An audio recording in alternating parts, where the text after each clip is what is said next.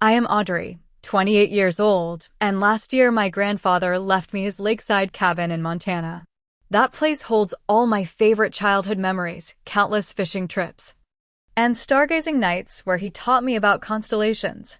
When he passed, I was heartbroken but grateful for this final gift. I finally had my own peaceful retreat from my hectic city life. Then my family gave my sister Bridget a key without asking me. What I found when I arrived still makes my blood boil. Before I tell you what I found when I opened that cabin door, let me know where you are watching from and hit that like button if you have ever had family cross your boundaries. My grandfather Edward was the kind of man who valued quiet mornings on the lake and evenings by the fireplace. We connected in a way that was different from how he interacted with the rest of the family. While my parents Linda and Walter were busy with their corporate careers and my sister Bridget was the social butterfly always surrounded by friends, I was the one who would wake up at dawn to join Grandpa for fishing trips. From age 7, I spent every summer at that cabin.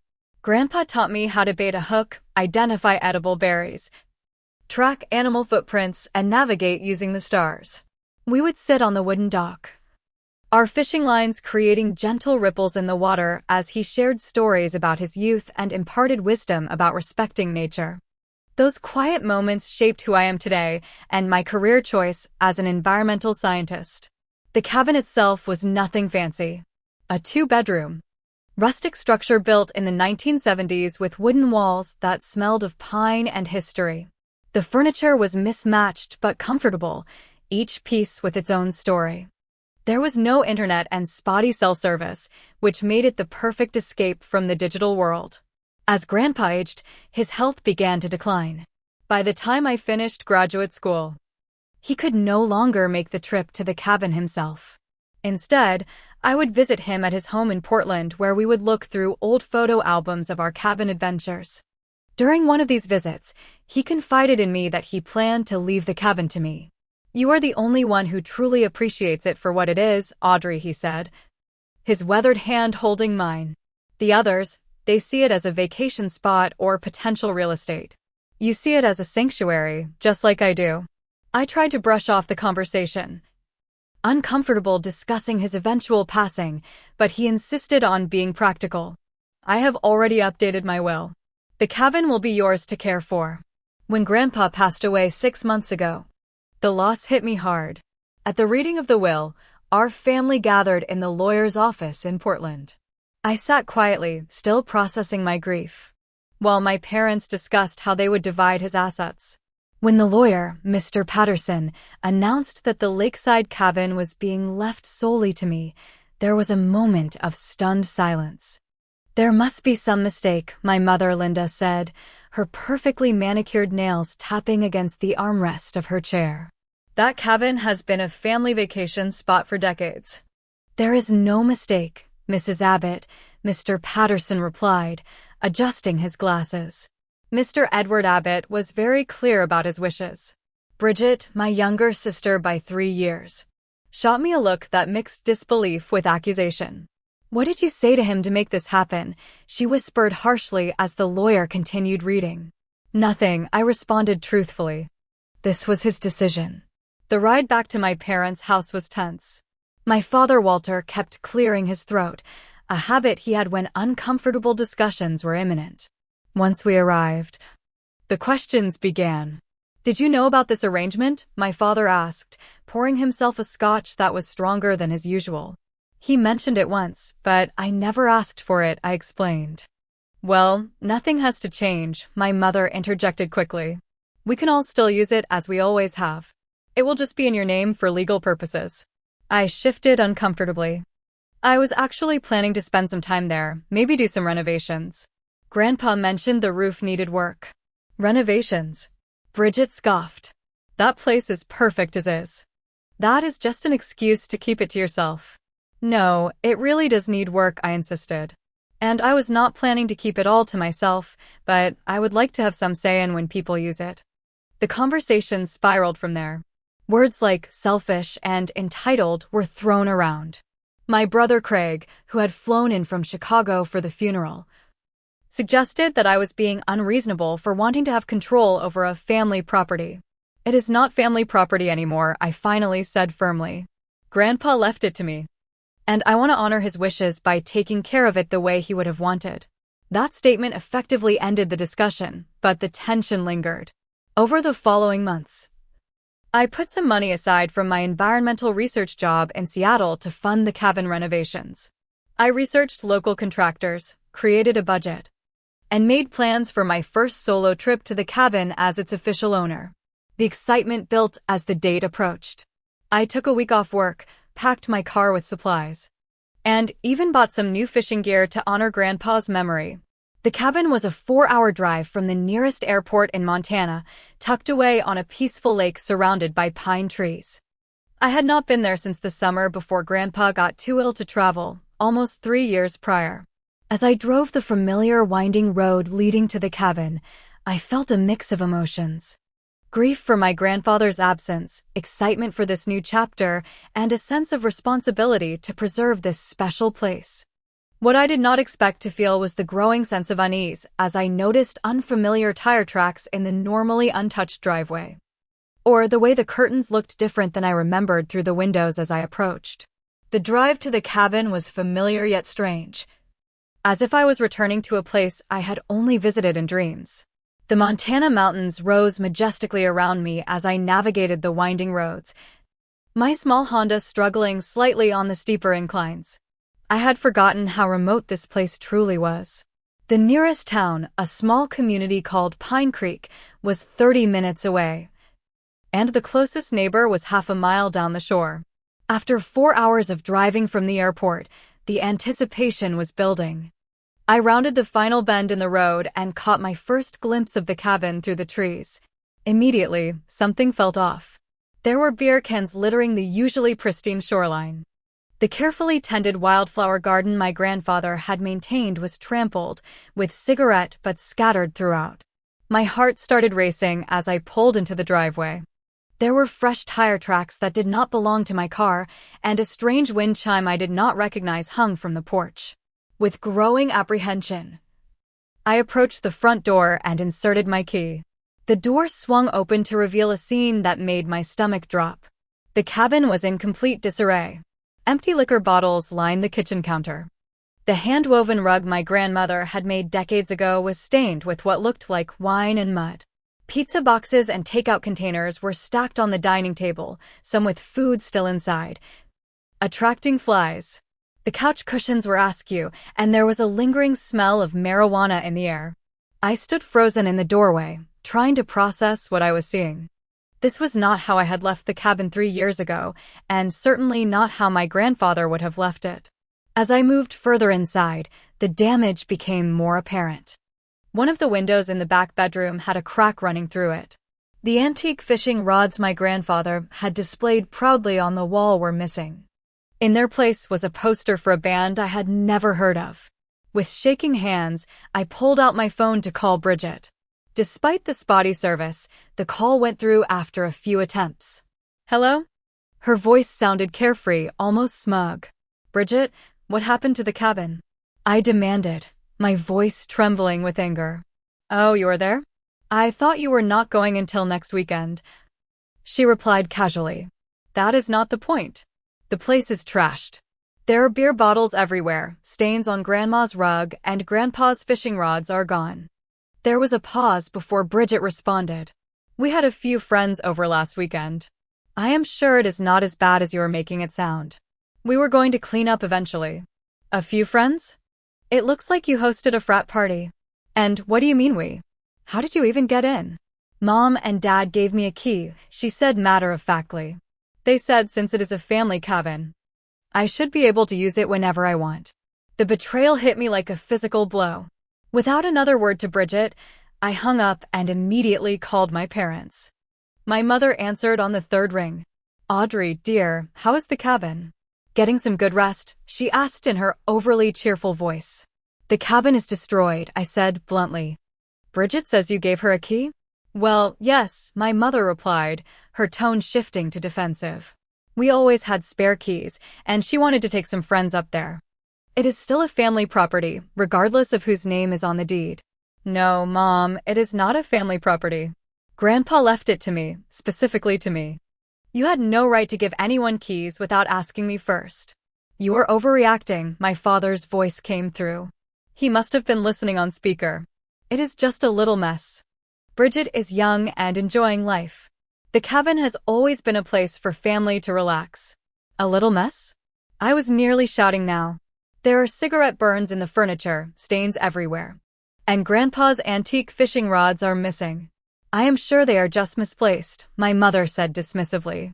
Honestly, Audrey, you have always been so dramatic. This is exactly why your grandfather should have left the cabin to all of us equally. I ended the call abruptly, feeling a mix of rage and helplessness.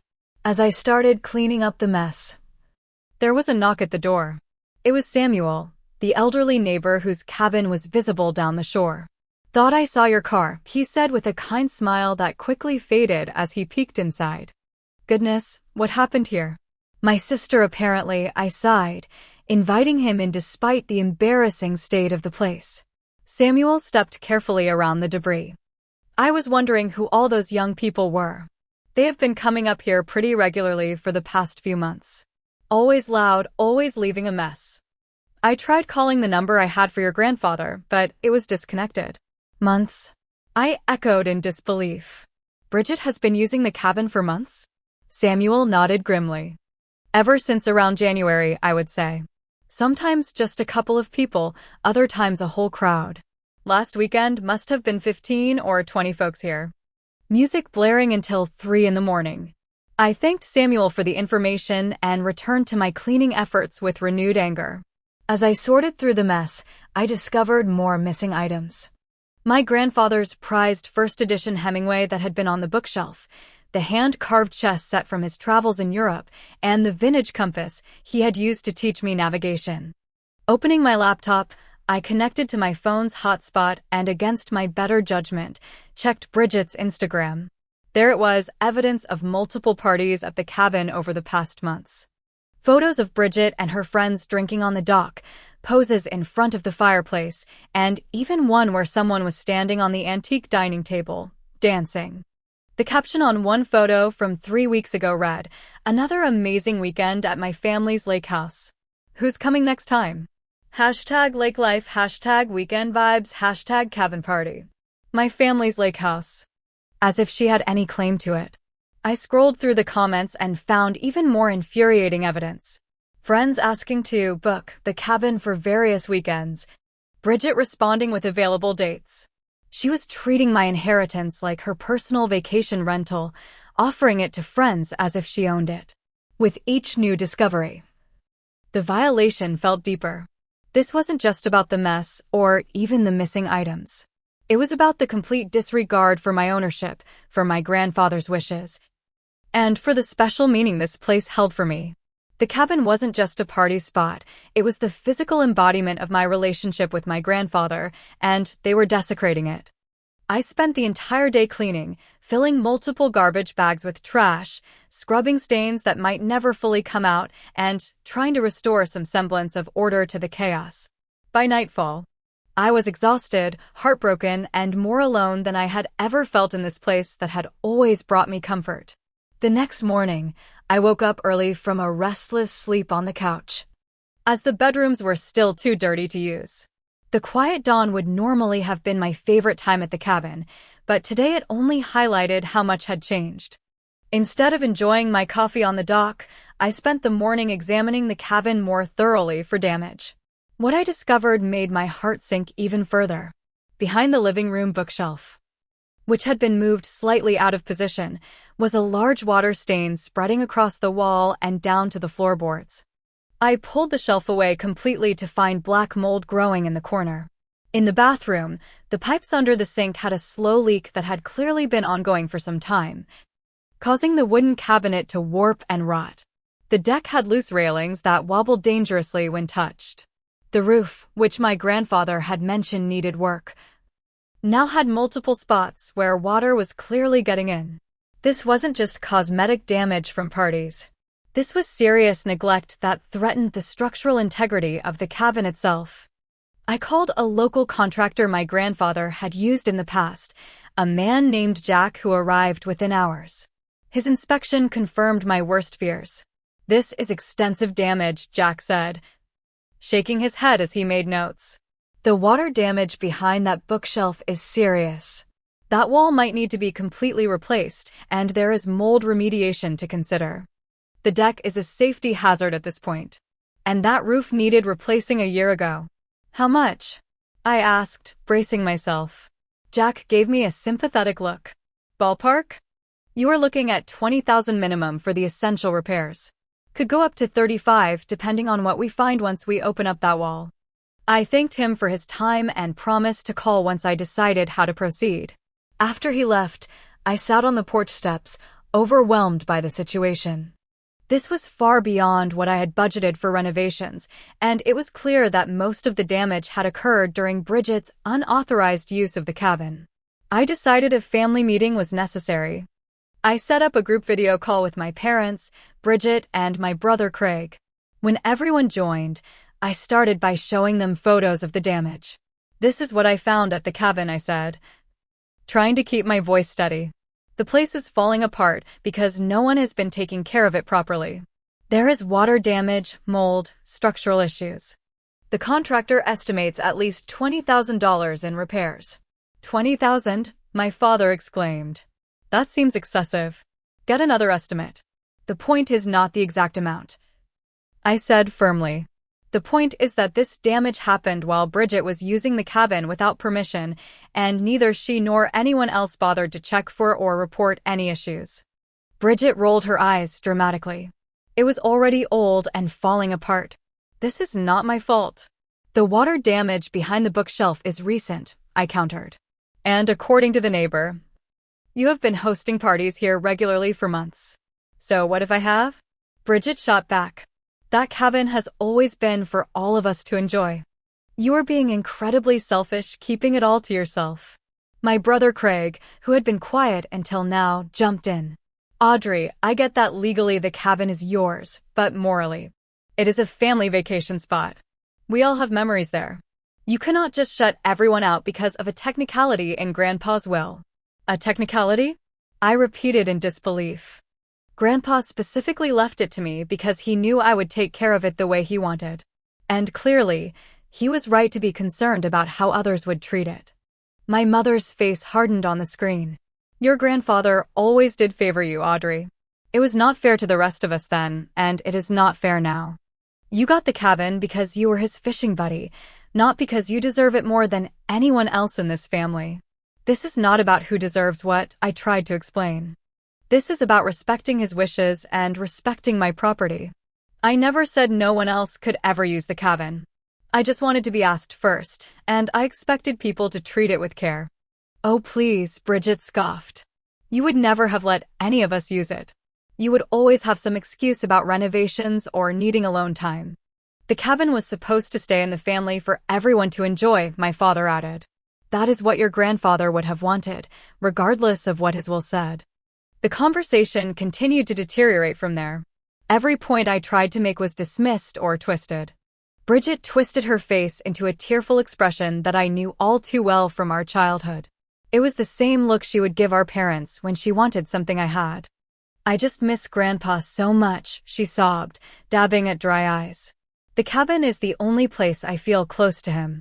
Audrey is trying to erase our family memories and keep Grandpa's legacy all to herself." My parents immediately shifted to comfort her, shooting me disapproving looks through the screen. Craig muttered something about me needing to grow up and share. I felt like I was losing my mind. How had I become the villain in this scenario? "By the way," Bridget added once her fake tears had subsided, "Chelsea and Heather are using the cabin this weekend for a girls' trip. It is already arranged." "No, they are not," I said firmly. "No one is using the cabin until these issues are resolved. I am changing the locks tomorrow." "You cannot do that," Bridget exploded. "They have already taken time off work. I can and I will. It is my property." Bridget's boyfriend Travis suddenly appeared in the frame beside her. I had only met him a few times and found him arrogant and entitled, much like my sister. "Listen here," he said, his face too close to the camera. "You need to stop being a selfish bitch about this cabin. If you try to keep Bridget out, you will regret it. Are you threatening me? I asked in disbelief. Travis, please, my mother interjected, though her tone was more embarrassed than disapproving. Audrey, be reasonable. Chelsea and Heather have already made plans. You can start your renovation work after their weekend. I ended the call without agreeing to anything, my hands shaking with anger and frustration. Immediately, my phone began buzzing with text messages from Bridget, alternating between guilt trips and threats. Later that evening, I called my best friend Harper, the only person I felt would understand my position. They are completely gaslighting you, Harper said after I explained the situation. This is your property legally and morally. Your grandfather left it to you for a reason. But what if they are right? I asked, doubt creeping in after hours of being told I was wrong. What if I am being selfish? Audrey, listen to me. Harper said firmly. Setting boundaries is not selfish. Wanting your own property to be respected is not selfish. Would you ever dream of using someone else's home without permission and then trashing it? Of course not, because you respect other people's belongings and boundaries. So, what do I do now? You change the locks, just like you said. And if they continue to push, you might need to consider legal action. I know they are your family, but they're taking advantage of you and disrespecting your grandfather's wishes. After our call, I sat on the dock watching the sunset, trying to imagine what my grandfather would advise me to do in this situation. The lake was peaceful, a stark contrast to the turmoil I felt inside. But as the last light faded from the sky, I made my decision. This was my inheritance, my responsibility, and I would not let anyone, even family, take that away from me. The next morning, I drove into Pine Creek and arranged for a locksmith to come change all the locks on the cabin. While in town, I also printed out a formal cabin use agreement that I had drafted overnight. My plan was to be reasonable but firm. Family members could request to use the cabin with advance notice, agree to basic rules about care and cleanliness, and contribute to a maintenance fund for upkeep. It seemed like a fair compromise. The cabin would still be available for family use, but under conditions that protected the property and respected my ownership. I emailed the document to everyone before the locksmith even finished his work. Initially, the response seemed positive.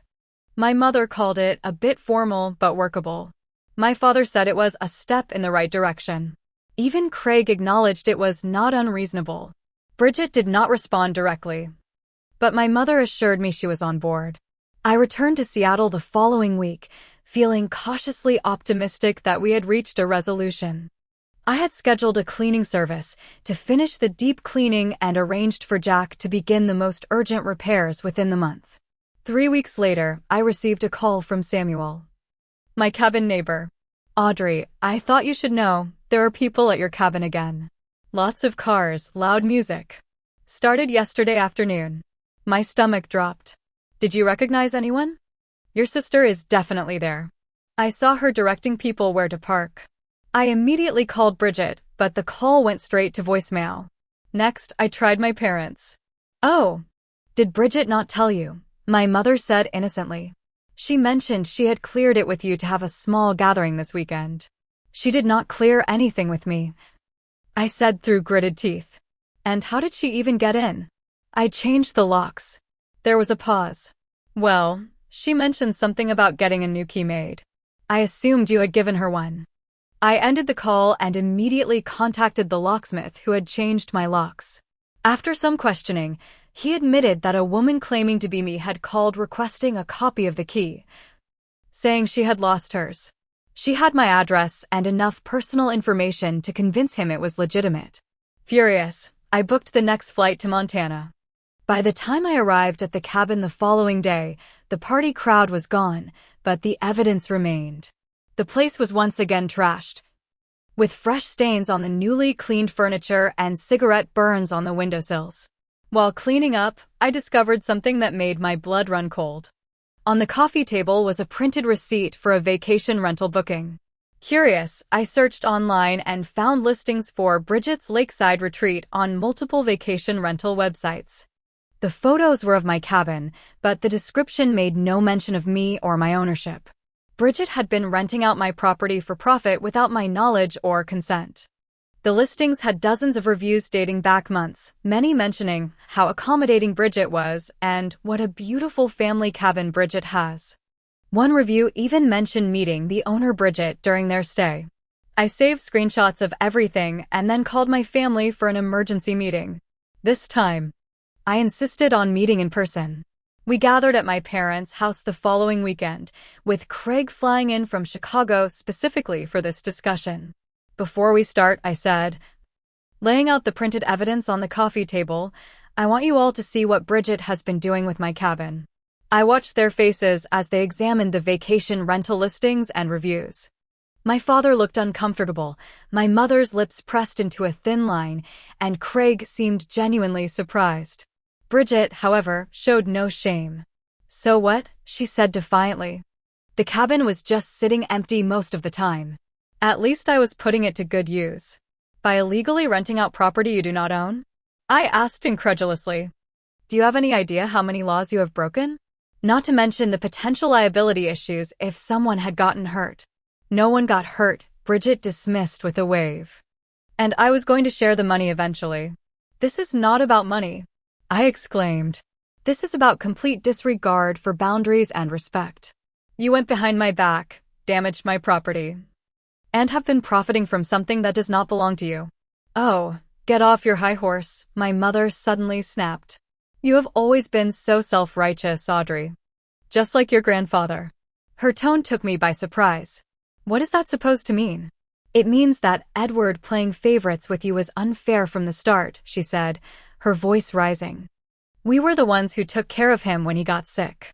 We were the ones who drove him to appointments and managed his medications while you were off playing scientist in Seattle. But who got the cabin? You, because you went fishing with him as a child. I was momentarily stunned into silence by this revelation of my mother's resentment. Is that what this is about? You think you deserve the cabin more than me. We all deserved a share, my father interjected. Your grandfather was wrong to exclude the rest of us. We did more for him than you ever did in his final years. So you have been letting Bridget use the cabin, helping her get keys, all because you are angry with Grandpa's decision? We have been correcting an injustice, my mother said firmly. I turned to Bridget. And your excuse? Also feeling that Grandpa was unfair? Bridget's face hardened into an expression I had never seen before. I damaged your precious cabin on purpose, she said coldly. Every party, every spill, every cigarette burn. It felt good to watch your perfect little inheritance get ruined bit by bit. The malice in her voice shocked me. This was not just about using the cabin or even making money. This was deliberate destruction motivated by pure spite. Why would you do that? I asked, my voice barely above a whisper. Because you always got everything. Bridget exploded. Grandpa's attention. The good grades, the prestigious job. Everyone always talked about how amazing Audrey is, how smart Audrey is, how Audrey is going to save the environment. I was never enough in this family because of you. The room fell silent after her outburst. I looked around at the faces of my family members, searching for someone, anyone, to acknowledge how twisted this situation had become. But I saw only averted eyes and set jaws. There is more, Craig finally said, not meeting my gaze. We have been talking to a lawyer about contesting the will. And there it was. The ultimate betrayal. My family had moved beyond passive-aggressive actions to actively trying to take away what was legally mine. On what grounds? I asked, my voice eerily calm despite the turmoil inside. Undue influence, my father replied. We can argue that you manipulated your grandfather when he was vulnerable. That is a lie and you know it, I said, standing up. Grandpa was of completely sound mind when he made his will. And he made his decision years before he got sick. It does not matter, my mother said dismissively. The point is to make it difficult and expensive enough for you that you will agree to share ownership rather than fight a legal battle. In that moment, looking at these people who shared my blood, but apparently none of my values, I felt something inside me break. The last remnants of trust and familial obligation shattered. I gathered the evidence I had brought and walked to the door. You will be hearing from my lawyer, I said quietly. And for the record, Grandpa was right not to trust any of you with his beloved cabin. As I drove away from my childhood home, tears blurred my vision. But they were not tears of sadness. They were tears of clarity. Of finally seeing my family for who they truly were, and of determination to protect what was rightfully mine. I returned to the cabin the following week to meet with Jack the contractor about beginning repairs. A severe thunderstorm had swept through the area days before, and when I arrived, I discovered a nightmare scenario. The back section of the roof had partially collapsed, allowing rainwater to pour directly into the cabin. The main living area was flooded with several inches of water, and the wooden floors were buckled beyond repair. When I called Bridget in a fury, she admitted that during her last visit, she had noticed a leak in the roof but had simply placed a bucket underneath it and left all the windows open when she departed, claiming she thought it would air out the musty smell. She had not bothered to close them before leaving, nor had she reported the leak to me or anyone else. Jack arrived and surveyed the catastrophic damage with a grim expression. "This is far worse than before," he said, taking photos for his assessment. "We are looking at potential structural damage now. The water has compromised the support beams. There is extensive mold throughout, and the electrical system needs complete rewiring due to water exposure." "How much?" I asked, already dreading the answer. $40,000, minimum," he replied. "And your insurance might give you trouble since the property was clearly neglected." I called my insurance company immediately, only to discover another devastating blow. Because the cabin had been used as a commercial rental property without proper insurance coverage, they were questioning whether they would cover any of the damage. The claims adjuster wanted documentation of all unauthorized use and evidence that I had taken steps to prevent it. As I sat on the front steps, my head in my hands, I received a text message from an unknown number. "Hey, this is Chelsea. Bridget gave me your number. We are still on for using the cabin this weekend, right? We have 6 people coming and already bought all the supplies." This was beyond belief. Even with the cabin in this state, Bridget was still promising it to her friends. I blocked the number without responding and tried calling Bridget again. When she finally answered, I could hear music and laughter in the background. "What do you want?" she asked impatiently. "The cabin roof has collapsed," I said. "There is extensive water damage. Insurance might not cover it because you have been illegally renting it out." "That is not my problem," she replied coldly. "Maybe now you will finally sell it and split the money with the family like you should have done from the beginning. Is that what this has been about? Forcing me to sell?" "Among other things," she said vaguely. "Anyway, Chelsea and the girls are still planning to come up this weekend. The collapsed part is just the back room, right? They can use the front rooms." "No one is coming to the cabin," I stated firmly. "It is unsafe and uninhabitable right now." "Whatever," Bridget sighed. "I will tell them, but they will be disappointed." "Not my fault you cannot maintain your property properly." After hanging up, I scrolled through local online marketplaces and discovered another horrifying revelation. Several items from the cabin, including my grandfather's missing fishing rods, compass, and first edition Hemingway, were listed for sale under an account named Bridget's Treasures. She had been stealing family heirlooms and selling them for profit. As I was processing this discovery, I heard vehicles approaching. Looking outside, I saw Bridget's car along with another I did not recognize.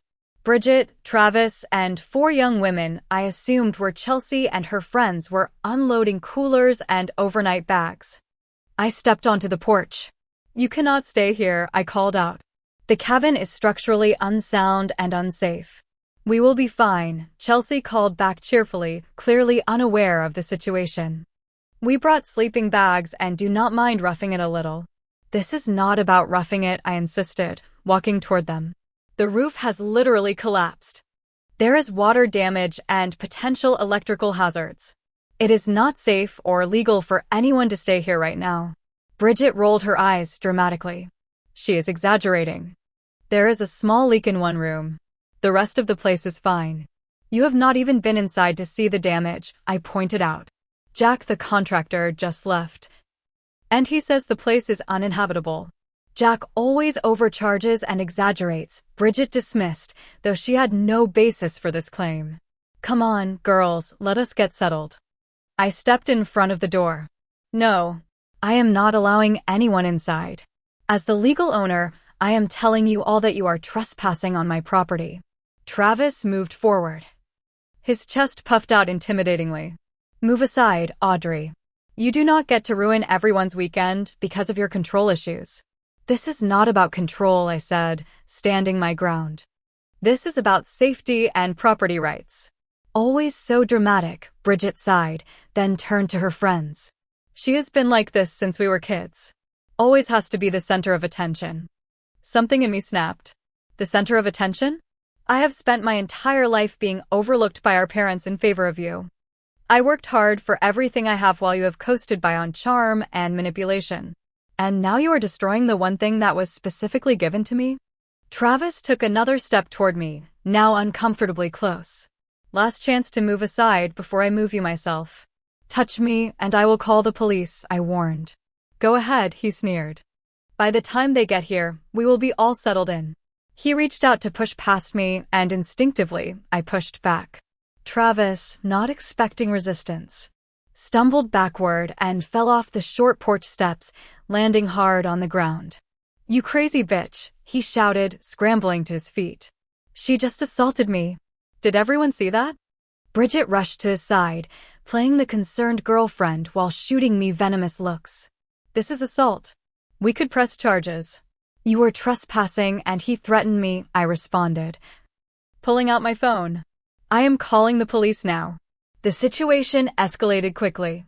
Travis and Bridget began shouting threats while Chelsea and her friends stood awkwardly by their cars, clearly uncomfortable with the turn of events. I retreated inside the cabin and locked the door, immediately dialing 911. By the time the local sheriff arrived 30 minutes later, Travis and Bridget were still outside, though Chelsea and her friends had wisely decided to leave. The sheriff, a middle-aged man named Deputy Carson, listened patiently to both sides of the story. Let me see the inside of the property, he requested. I led him through the cabin, showing him the collapsed roof, the water damage, and the unsafe conditions.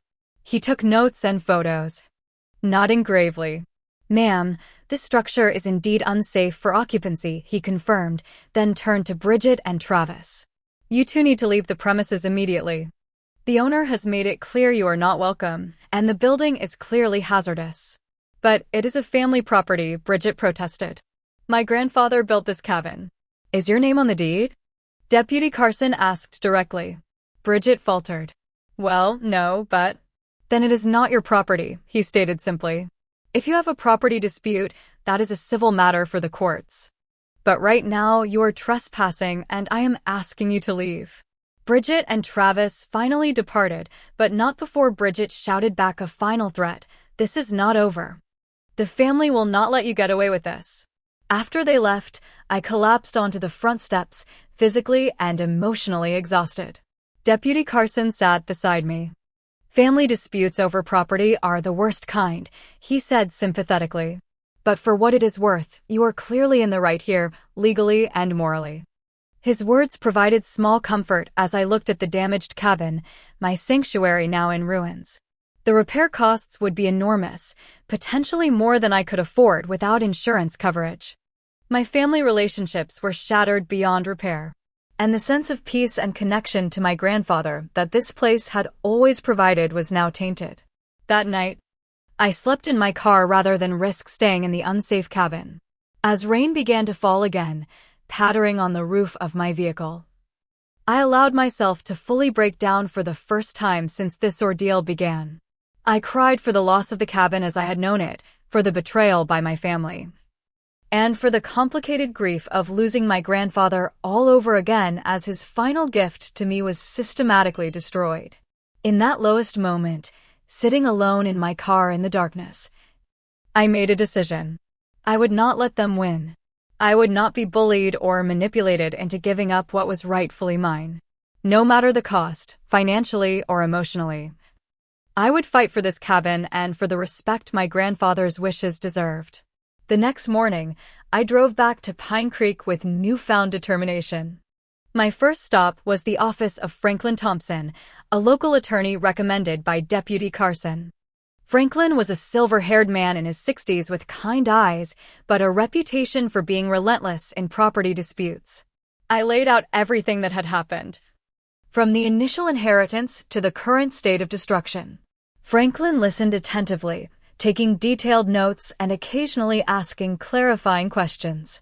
When I finished my story, he leaned back in his chair with a thoughtful expression.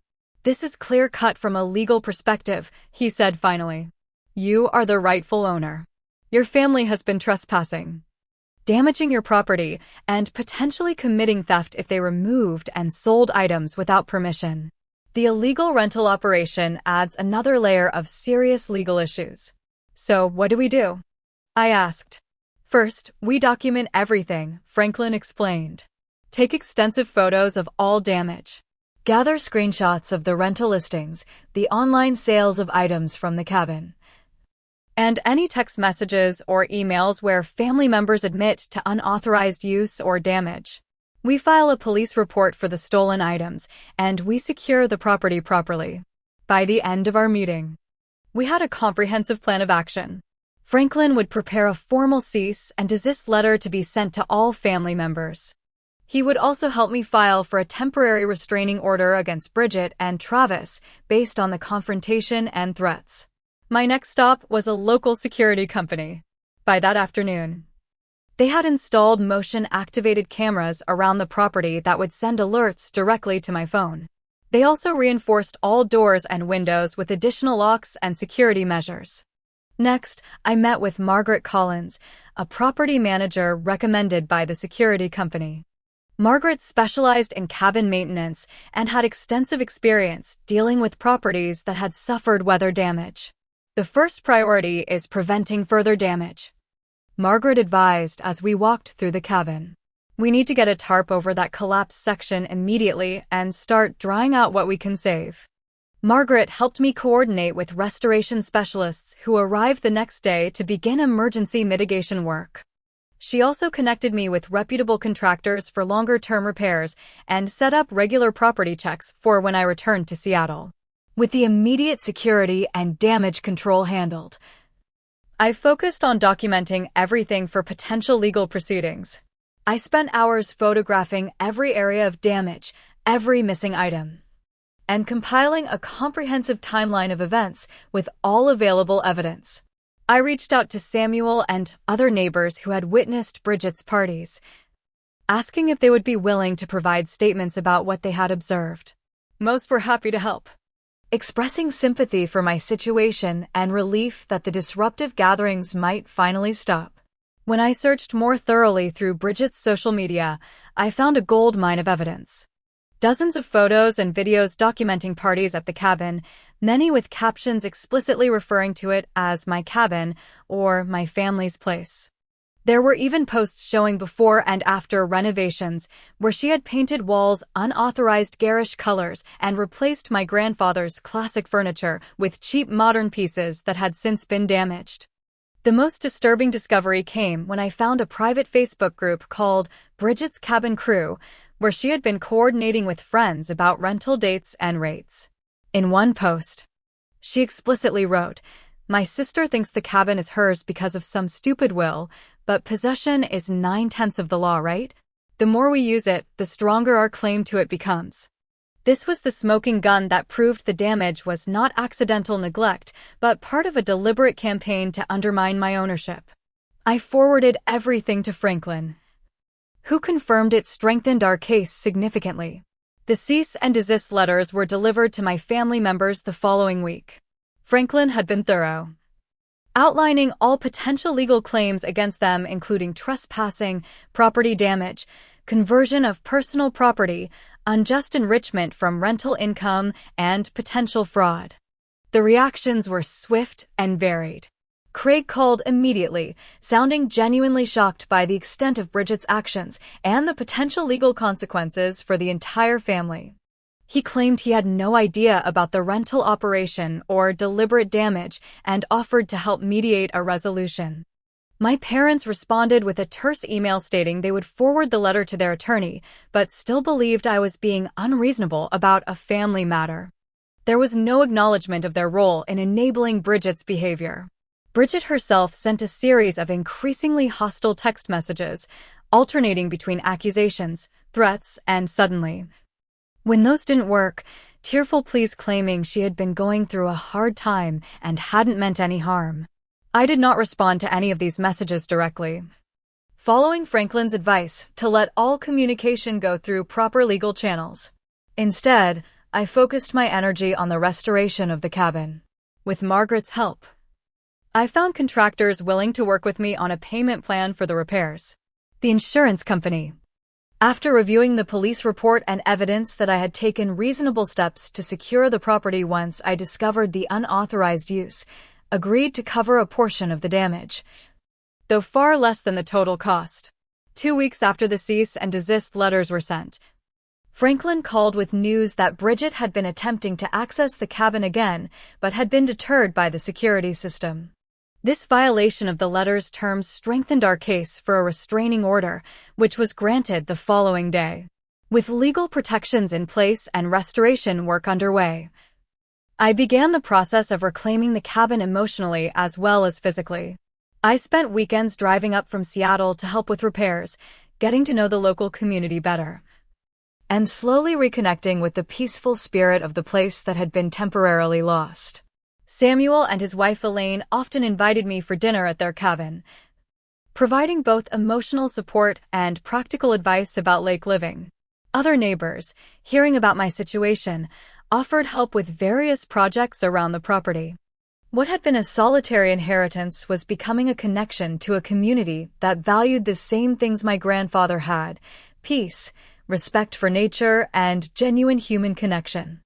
3 months after our initial consultation, Franklin called with significant news. His investigator had documented that Bridget had made over $12,000 from renting out the cabin over the past year. Armed with this evidence, we sent a formal demand for repayment of all rental income plus compensation for damages. A week later, my parents called requesting a meeting. After consulting with Franklin, I agreed to meet them at his office rather than alone. They arrived looking tired and significantly less confident than during our previous confrontations. We had no idea about the extent of what Bridget was doing, my father began, though I was skeptical of this claim. The rental business, selling your grandfather's things. We never would have condoned that. But you did condone giving her keys without my permission, encouraging her to use the property against my wishes, and threatening legal action to try to force me to give up my inheritance, I pointed out calmly. My mother had the grace to look ashamed. We were wrong, she admitted reluctantly. Edward had the right to leave his property to whomever he chose, and we should have respected that. What changed your minds? I asked, suspicious of this sudden reversal. My father shifted uncomfortably. Franklin sent our lawyer the documentation of potential legal liability. The financial consequences could be significant. There it was. Not a moral epiphany, but fear of financial repercussions.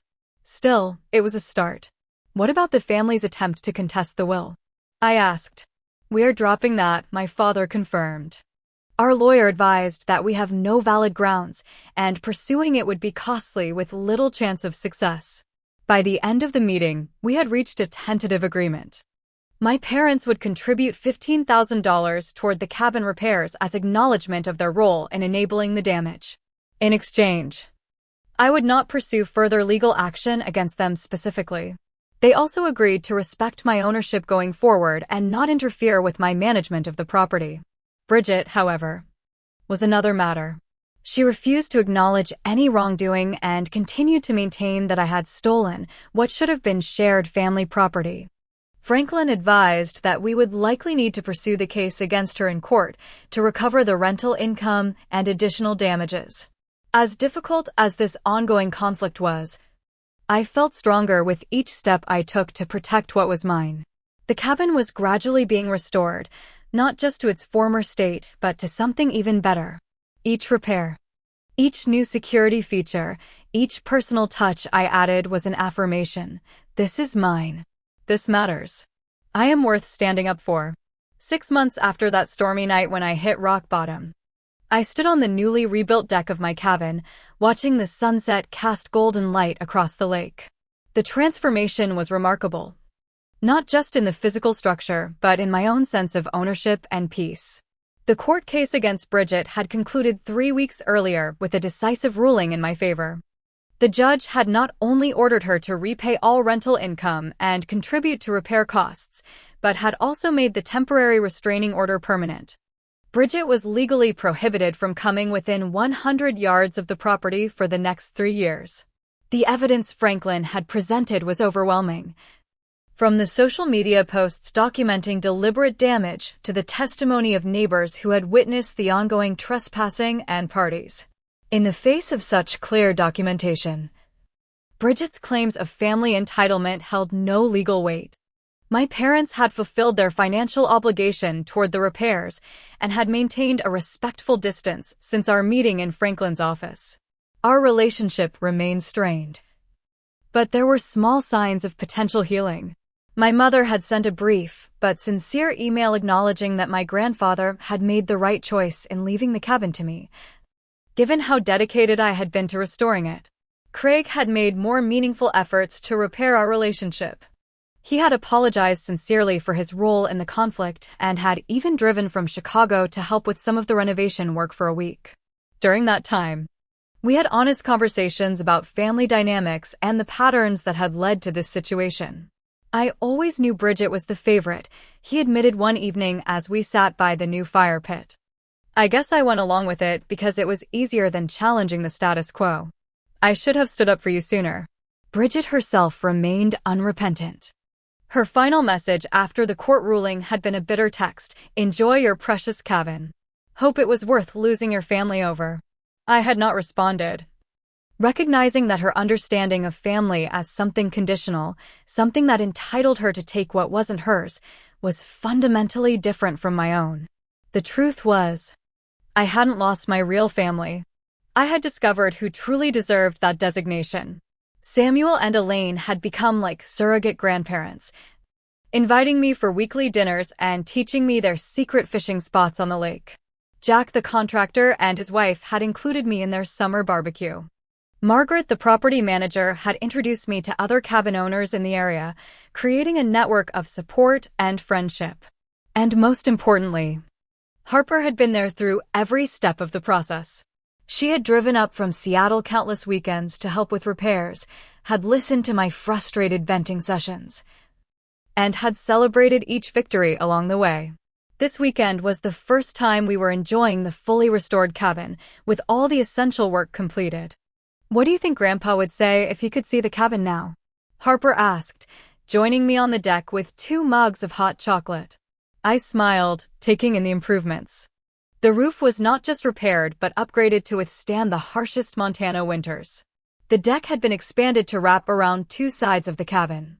Inside, the water damage had been completely remediated, with new hardwood floors that complemented the original wood walls. I had managed to replace most of the stolen items with similar pieces that carried their own histories. I think he would say I finally learned the lesson he was trying to teach me all those years on the lake, I replied. Which was, that standing up for yourself isn't selfish. That protecting what matters to you is an act of self-respect. And that sometimes the family you choose is more important than the family you're born into. The restoration process had been expensive and exhausting, but worth every penny and every drop of sweat. I had taken out a small personal loan to cover what insurance and my parents' contribution hadn't, but the cabin was now truly mine in a way it hadn't been before. Every nail I had hammered, every decision about colors and materials, every improvement had been an act of reclaiming ownership. More importantly, I had reclaimed my connection to my grandfather. During the renovations, I had found a hidden compartment in the fireplace mantel containing his journal from when he first built the cabin. Reading his words about creating a legacy and a sanctuary had confirmed what I had always felt. This place was meant to be cared for by someone who understood its value beyond real estate. As stars began appearing in the darkening sky, Harper and I moved inside to the cozy living room. The walls were now adorned with framed photos of my grandfather and me fishing, hiking, and enjoying the cabin throughout the years. Among them was a new addition, a photo of me standing proudly in front of the restored cabin, taken the day the final repairs were completed.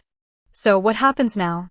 Harper asked, settling onto the new couch that faced the large windows overlooking the lake. "With your family, I mean. I am leaving that door open, but with better locks," I said after a moment of reflection. "Craig seems genuinely interested in rebuilding our relationship, and I am willing to try. My parents, we will see. They need to demonstrate that they truly respect my boundaries, not just fear legal consequences."